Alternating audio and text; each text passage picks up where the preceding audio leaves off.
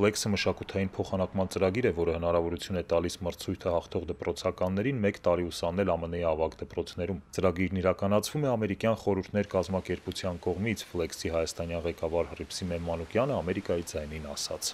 Flex-ի հաղթողները հնարավորություն են ստանում 1 ուսումնական տարի ապրել ԱՄՆ հյուրընկալ ընտանիքներում եւ սովորել ԱՄՆ ավագ դպրոցում։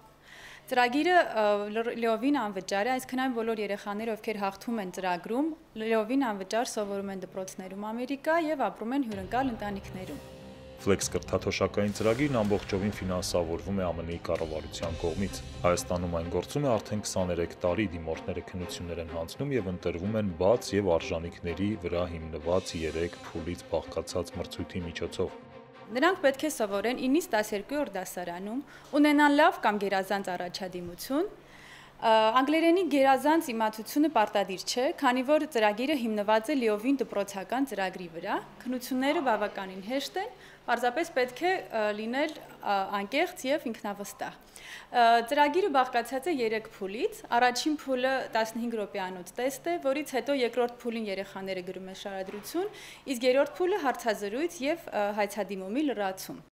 Flex ծրագրին մասնակցելու համար քննությունները կիրականացվեն Հայաստանի բոլոր մարզերում, Միացյալ Նահանգներում 1 տարի ուսանելուց հետո հայ պատանիները սովորաբար աշխարհին եւ սեփական հնարավորություններին են նայում բոլորովին այլ դիտանկյունից։